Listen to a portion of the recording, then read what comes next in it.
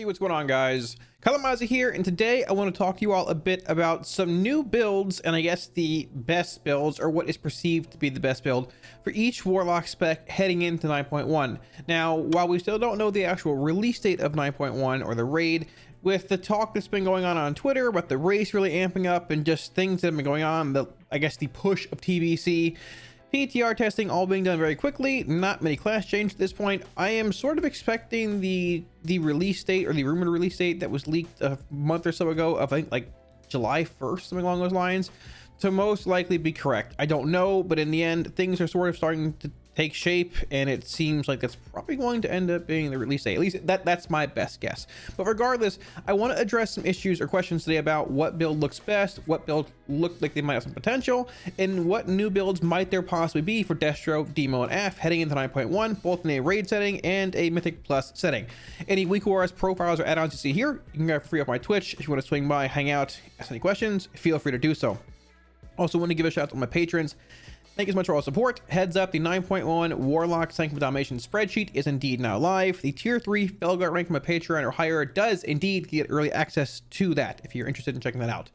With all that being said, let's get into the spec that I've enjoyed playing the most so far, all the changes, in Mythic Plus at least, Affliction. So I've gotten a lot of questions about what is going to be theoretically most likely the best build of Affliction when it comes to single target and raiding in Sanctum Domination. I can tell you, if Aff goes live in this form, you're not going to be playing Aff in single target if you're trying to min-max every fight, and probably maybe potentially playing it on 1 or 2 fights in Nathria if they're fixed. We'll get to that in a little while here. Regardless, if you're looking to play Aff single target in Nathria, the build really has not changed much from what we've seen in 9.0. Yes, Rapture has been nerfed. Yes, Shadow's Embrace is now a talent. Dark Color is baseline, but a Shadow's Embrace Dark Color swap is not an equal trade-off. While it might be much better toolkit wise, performance wise, rotationally having a 2-minute cooldown and a 2-minute cooldown and a 2-minute cooldown and a 1-minute cooldown, it feels a lot better, but the trade-off of SC for Dark Color is not equal when it comes to single target. So Aff has been nerfed in a handful of areas. Focus Malignancy was nerfed, the Conduit. Rapture was nerfed, the actual ability. Shadow's Embrace Dark Color swap. But regardless, this build is still the build I would look at playing in single target if you were looking to do so. Now, there is a third Potency Conduit available now.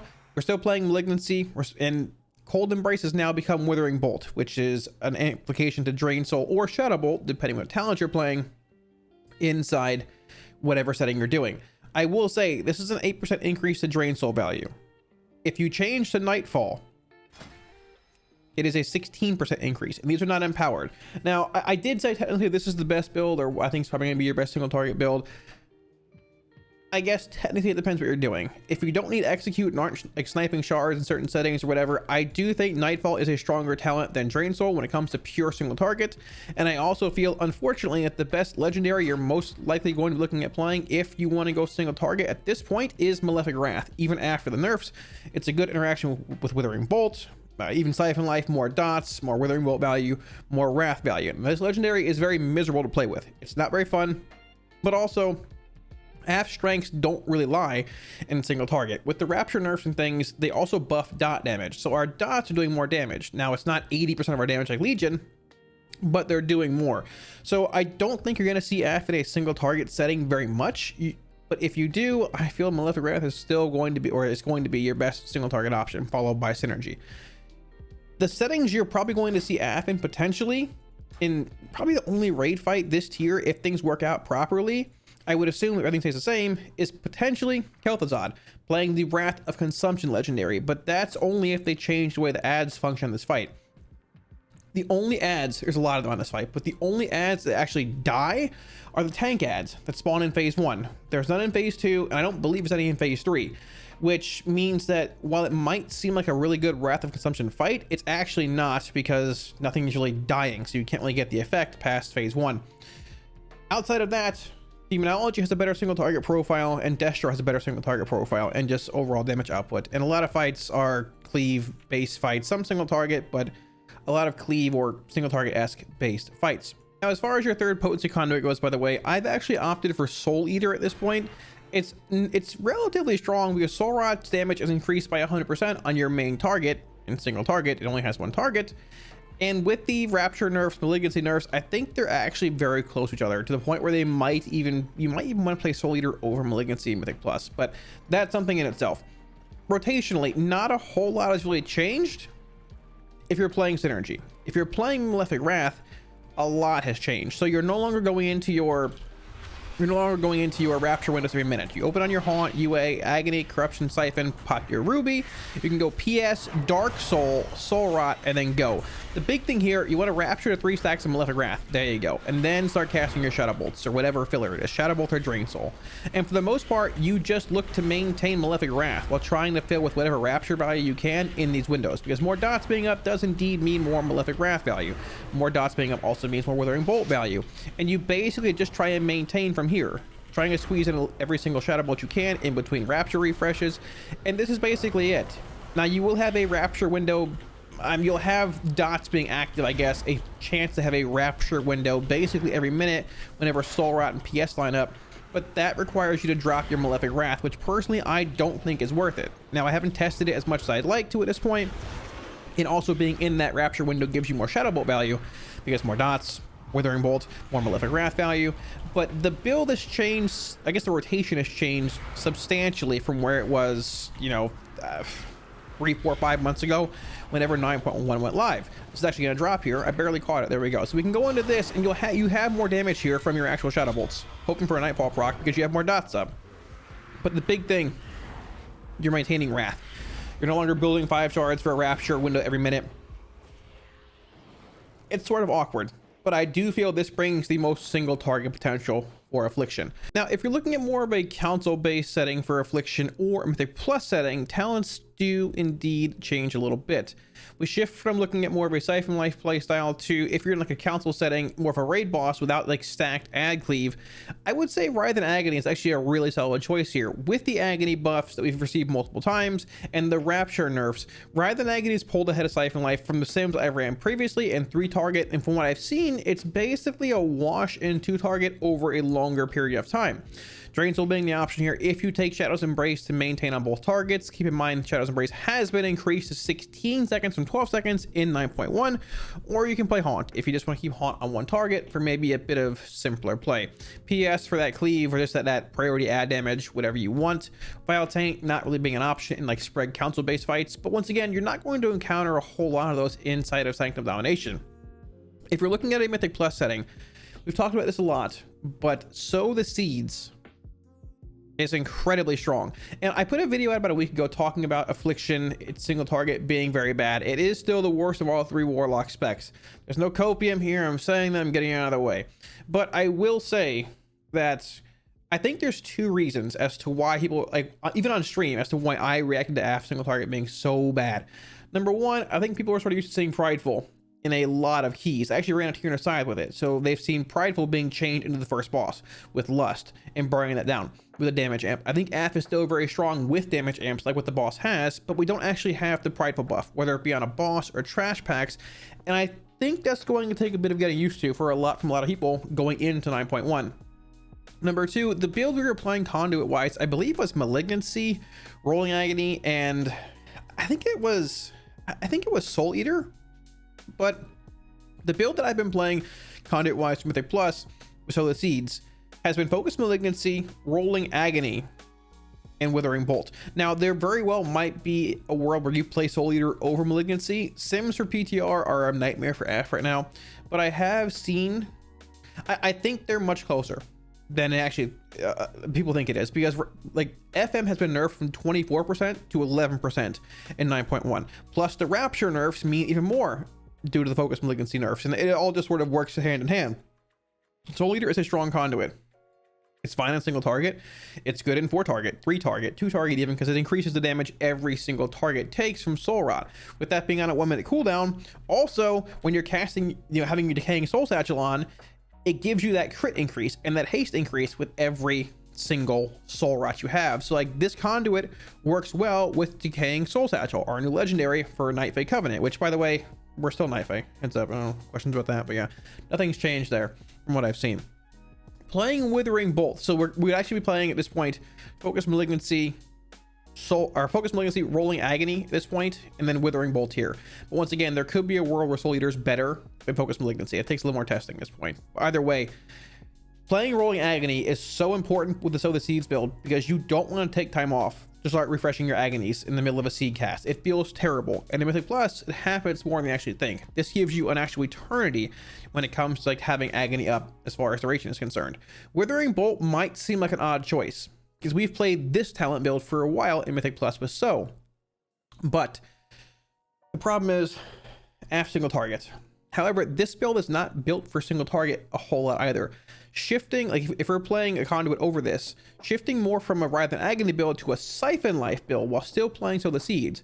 Siphon Life gives you a third dot, so Rapture hits harder. Siphon Life single target just does sim higher than Wrath and Agony anyway, so you have Rapture value, you have the third dot and Siphon Life value, and it also gives you more Withering Bolt value, which is just good across the board. So this is definitely a bit of a bump up in single target from the video that we saw. Now Writhe will indeed be better in like 4-5 target plus settings, but the thing is, when you're playing Sow the Seeds with this build, your damage is just so good in the first place.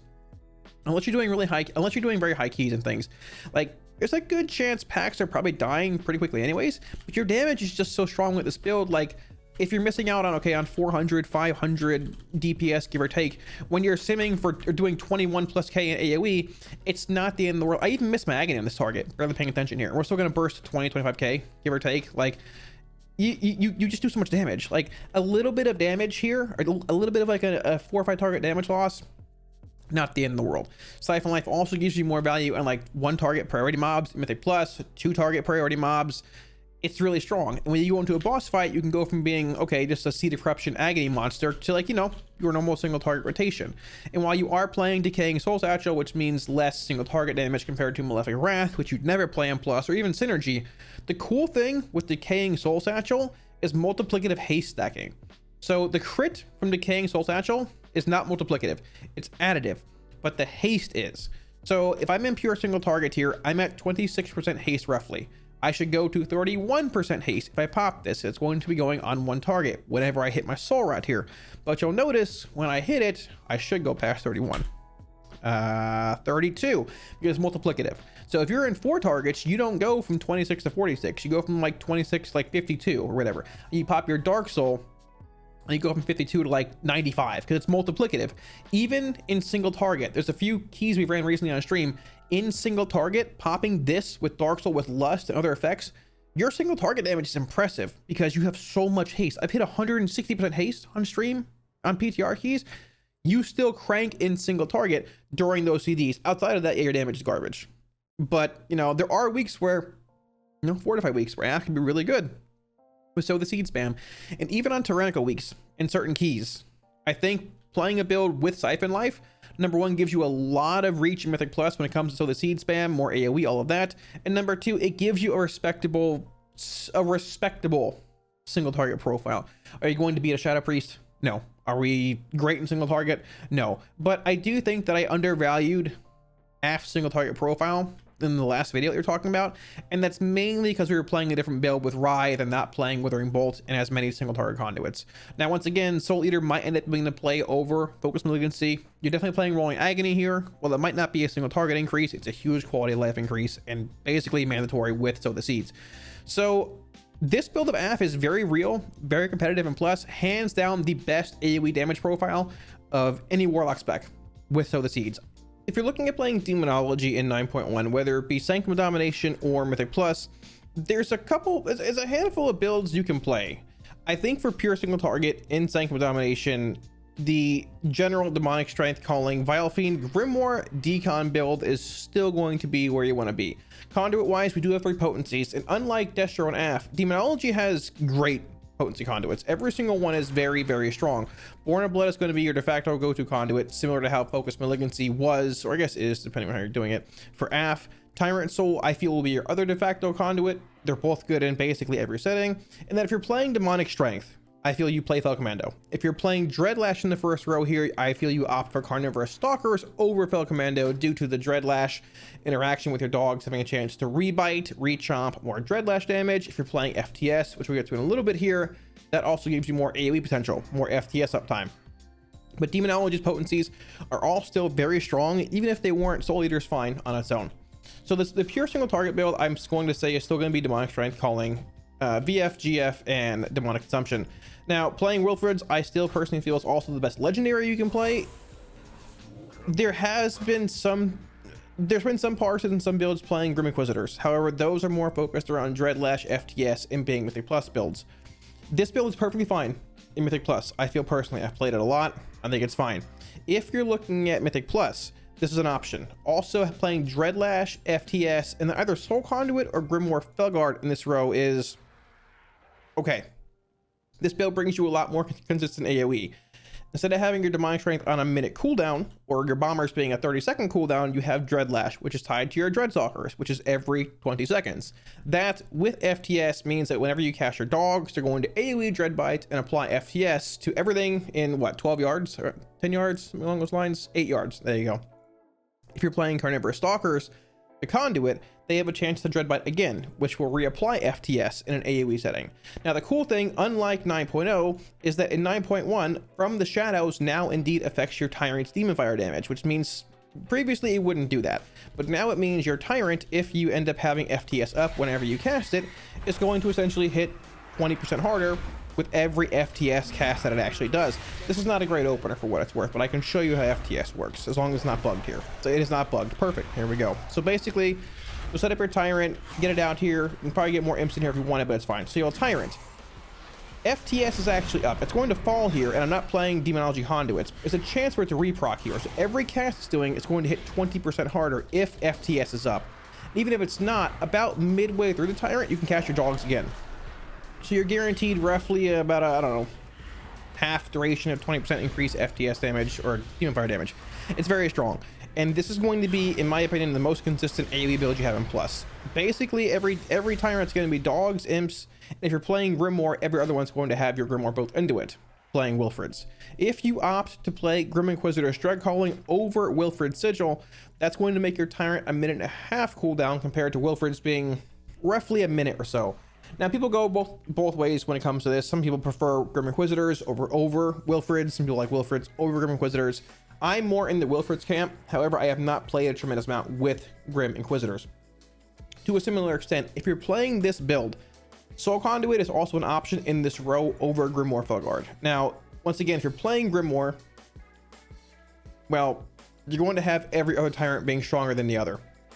So each other Tyrant's going to have your Grimoire built into it. Now, I prefer this a bit more on Tyrannical weeks, and Grimoire brings a lot of relevant AoE damage in the first place whenever you have it out. And obviously holding it for every other Tyrant's definitely going to be worthwhile due to the decon value, due to the extension, the baseline AoE damage that it brings, even the single target damage that it brings. Both the decon, both the Grimoire itself is very strong. Playing Soul Conduit, however, more chances to cast more imps. And this, I feel, is a bit more of an option on Fortified weeks, although I have seen it on Tyrannical weeks as well. Soul Conduit, more refunds, more imps, larger implosions, because implosion is also buffed by FTS, and Dreadlash AoE's FTS. So more imps, larger implosions with FTS up can lead to a very, very strong, consistently powerful AoE build, and also brings a decent bit of single target with FTS and the new Demonic Consumption interaction with your Tyrant. So two sort of different builds for Demonology. There's a bit more give and take here.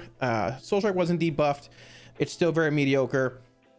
Bombers is okay, but really you basically see people playing either Demonic Strength or Dreadlash. Now, as far as Demo's concerned in Sanctum Domination, this is a Demo's a very good single target spec right now playing this build. There are a couple of patchwork bosses in the raid.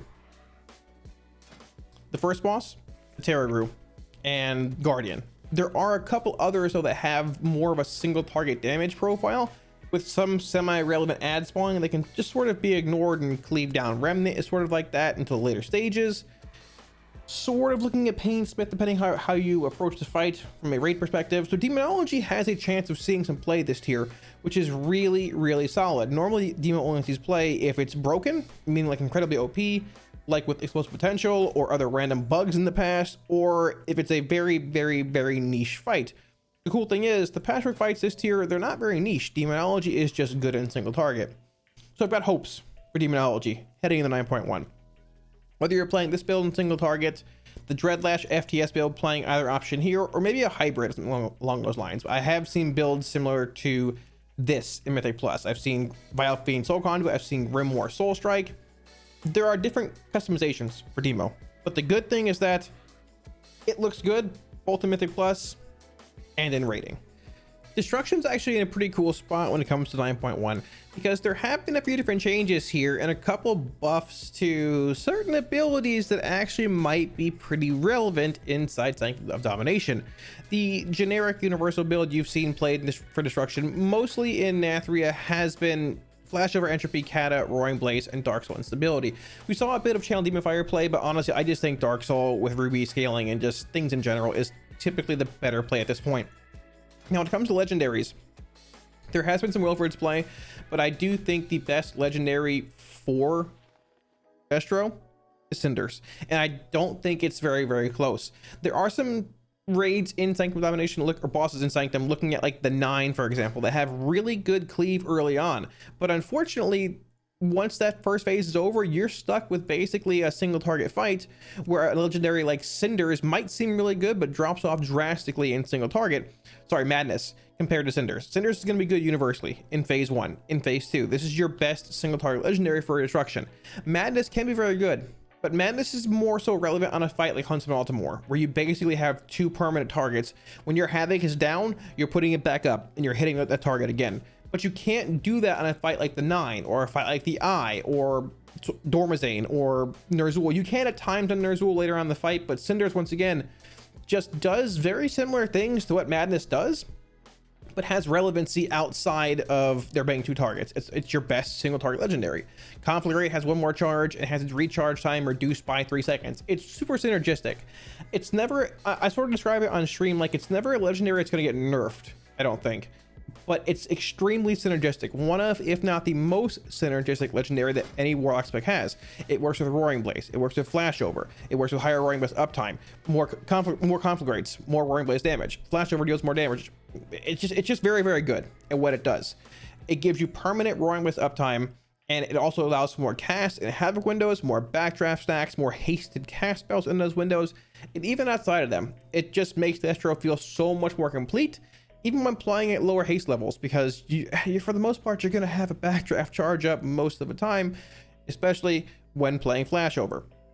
Now, keep in mind, Eradication has indeed been changed in 9.1. Eradication, Haunt, Shadow's Embrace, from the Shadows, they all now affect pet damage, meaning your Imp, your Succubus, your Voidwalker, whatever, what have you. Eradication, they all also work with your main pet, being your Dark Glare for Affliction I-Beam damage. Eradication works for your Infernal, both melee damage and Immolation Aura damage. Now, Immolation Aura damage, okay, that obviously means that Reign of Chaos, you know, Immolation Aura, Reign of Chaos, Infernal procs, all of that. So we talked a bit about this build being Eradication, Entropy, Reign of Chaos, Kata, and Dark Soul Instability. Immolation Aura, Infernal Brand. This also increases Immolation Aura from Infernals. And once again, Reign of Chaos, more Infernals. There's a lot of synergy there. While this build was tested when it first came out and was actually surprising at the damage it could put out in pure single target, I don't think it's going to be as competitive as just playing Flashover here, especially with what Cinders does for Destro and the extra backdraft charge per conflagrate that you actually cast, and the increased damage when playing Roaring Blaze. I like Reign of Chaos as a talent, the overall initial design of it, but I really wish it was just more consistent. I know they want it to be chaotic like Destro sort of is, but chaotic and random is not what you want in a progression setting. If Reign of Chaos gave you an Infernal off the first shard consuming spell cast, it would be, I think it personally would be really good and much more consistent, because having an Infernal proc very early on into your Reign of Chaos on your first spell, even second spell, compared to your 5th spell or 4th spell, is just so much better because it snowballs more shards, more spells being cast that consume shards. Rain of Fire, Chaos Bolt, Shadowburn, for example. Shadowburn technically also does work with Reign of Chaos because it consumes a shard, but unfortunately that's not really the world we live in. So this is going to be what I feel is like the general de facto build when it comes to Sanctum Domination. However, Shadowburn has also been changed.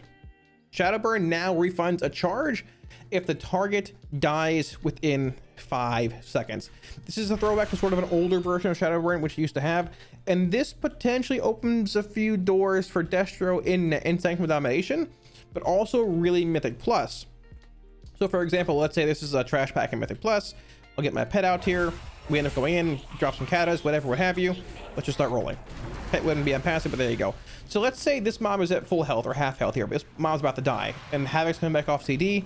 I can go into my Havoc on this mob here, Shadow Burn this mob, and it will cleave onto this mob. Then I can Shadow Burn this one here too, or Shadow Burn this one twice, and duplicate the full Shadow Burn damage, or I guess 60% of it, onto the Havoc target here, while also still being able to dump Chaos Bolts, and dump Conflagrates, and dump other spells in that Havoc window. And unlike Chaos Bolt, everyone's been here at the end of a Havoc window where you had like 2 1/4 shards, and you want to squeeze in the last bolt, and you're watching your timer at Havoc, and it drops the millisecond before the bolt cast finishes. It's not a problem anymore because Shadow Burn. Dump a few bolts here and there. All right, cool. Dump a bolt, cast a Conflagrate, do what you want. You know. All right, the window's closing. Up, Shadow Burn, Shadow Burn. You're good. It might not be as much as a bolt, but it's still relevant. It's still a good bit of damage. This opens a lot of doors, a lot of windows for Destro to have more reach when it comes to plus, and fights where Shadow Burn can be relevant. Number one, it's an ability Destro can cast on the move, which the only other ability it has is Conflagrate or Rain of Fire, which you're probably not going to be casting on the move for the most part. Number two, it's just solid in basically every kind of Mythic Plus setting you can get in. And a couple fights in Nathria, potentially. It can be exceptionally strong on Kel'Thuzad if they fix the fight. Very similar to Affliction, which we talked about a little bit ago. None of the ads on this fight actually die, except for the tank ads, which are in the first phase. There's no ads in the intermission or the final phase that die, so you won't end up getting the Shadowburn reset. If you watch the Kel'Thuzad testing I did about a month ago, I guess a couple weeks ago, give or take, you'll notice when I Shadowburn ads, we realize, oh, we're not getting a reset because they're not dying. So Kel'Thuzad could be a really good Shadowburn fight if they end up fixing that. Sylvanas, arrows, phase 1, ads, phase 2, phase 3 sounds insane in this fight. Sounds like it could be a really, really good Shadowburn fight. It's already a good Destro fight because you need a lot of cleave on the arrows to spawn, things like that. Not necessarily as much Painsmith. There are ads you can snipe at certain points, but a bit of give and take. Potentially Fate Scribe, with there being a decent bit of ad spawning at times, and maybe it might see a bit of play on another fight in here that it's not totally expected, but it just sort of depends on where they all land. But like I said, in Mythic Plus, this is very, very relevant. Yes, Entropy is strong. I think it's honestly like an undervalued talent when it comes to Destro, because it's not really something you can control. It just procs and you go with it. But if it procs in a Havoc window, it's strong. If it procs back to back at relevant points in a fight, it's very strong. But Shadowburn offers that mobility. And honestly, Shadowburn's damage is competitive in a sense with Chaos Bolt for the amount of damage you get per shard. It's not as much as the Chaos Bolt outside of Execute. This bolt hits for roughly 12k. The Shadowburn, I can actually build it up a bit here, hits for 4.8. So it's not a 6 to 12k conversion, right? But at the same time, Chaos Bolt has a 1.7 to 2.3 second cast time for me, depending on my backdraft stacks. So it's sort of, how do you actually figure that out? Because like, well, do you factor in like a Shadow Burn and an Incinerate cast, damage wise and cast time wise? Because that's about the same as it takes to fill in a Chaos Bolt cast. How does that work? Is it actually worth casting Shadowburn outside of Execute in just regular single target? You know, you're not taking it on a pure patchwork fight, but is it relevant if you're on a two target fight with ad spawning? Is it relevant to just take it and hit it in single target when those ads aren't up? That's a question that needs to be answered. Either way, inside Execute or inside the last 20% of the actual ad being alive, the 50% bonus crit the Shadowburn brings is very, very strong. This effect should definitely be kept an eye, I guess, kept an eye on. Should be kept an eye on. I don't know how to even word that. Keep an eye on Shadowburn, because it can be really good a couple fights in Sanctum, and I think you very well might see a shift to a build like this if you want more consistency, or even like a Reign of Chaos build in Mythic Plus. There is obviously the 2-minute build with Reign of Chaos, Rain, Dark Soul, and whatever you want here with Ruby, which I personally enjoy playing with Wilfred's in Plus, 2-minute Infernal. But the consistency that Roaring Blaze brings with Cinders is just good universally, everywhere. But Shadowburn has serious potential heading into 9.1 as well. General build for the raid, right here, Cinders. I don't think a whole lot's going to change. At this point, class tuning's probably done. I don't think there's really going to be any legendary tuning, but I would definitely keep an eye on Shadowburn for a few fights. Soul Binds. One final thing here. I do think Naya Nia, I think it's Nia at this point, is your best overall soulbind for basically every spec. Yeah, Dreamweaver can be good at certain points, and Khura'in can be very good for Destro. In Mythic Plus or certain fights, we have ad spawning very often. That means you're able to proc First Strike or Wild Hunt Tactics and First Strike over and over and over in a plus setting. But you can't really do that on a patchwork fight or a sustained 2-target fight. Even a fight like the 9, where you have two permanent targets in phase 1 and an ad spawning, it's good there. But when you get to phase 2, everything's dead and it's just a single target fight. So Khura'in's, most of her abilities, well, sort of useless. I will say Nia, I think, is your best universal soulbind across the board for every spec. Conduit wise, Ashen Remains, activate. Ashen Remains, once again, you're one of your de facto go-to conduits, your set it and forget it ones, similar to like Focus Malignancy, similar to Born of Blood for Demo. PTR is broken again, apparently. That's nice. Ashen Remains, if you're playing Nia, I think you're going to take Burrs here, because unlike Demonology, Combusting Engine, Duplicitous Havoc, and Infernal Brand are just gross. Like, this is very good in 2-target, but you're not always playing Destro in 2-target, or the ads aren't necessarily always alive long enough to warrant playing Duplicitous Havoc. Very similar to, once again, the 9 in Sanctum of Domination. First phase, huge cleave. Second phase, just dead conduit. Combusting Engine is miserable to play with, and from what I've seen, actually sims worse than Soul Eater. And Infernal Brand is RNG based, and also, well, sort of RNG based if you're playing Reign of Chaos. If you're not playing Reign of Chaos, it's just not very strong, because you only have 1 Infernal versus 2, 3, 4, 5. And even with Reign, the change they made to having each individual Infernal having Immolation Aura, it's okay. I'm tentatively going to say Ashen Remains, Burrs, and quite honestly, quite possibly is playing Soul Eater as your 3rd potency conduit, or the generic Intellect conduit that came out in the last PTR build. We didn't know where it came, the second to last one. We didn't know where it came from. However, it's been found inside Sanctum of Domination. I believe it's off Guardian somewhere. You have to go to all classes. Yeah, it's off of Guardian, the first ones. When you're healed by another player, increase your intellect by 120 for 15 seconds. This can only occur once every 30 seconds. This conduit could be very strong for Destro, for Demo, and even for AF. But I'm not really sure if this is meant to be here and why it's not on the Warlock loot table yet. I don't really know. You have to go to all classes. And I'm pretty sure I heard it was on the Warrior table. Yeah, so we'll see where that goes. Destro conduits and even AF conduits to a certain extent, not as strong as Demo ones. But the good thing is, there is multiple builds that you can play of Destro. Demo's got a couple too, whether you're in Raiding or Mythic Plus. And Affliction's really strong in AoE with Sow the Seeds, and I think there's a build out there or two. I think we might have overplayed Affliction's lack of single target when it comes to Mythic Plus in 9.1.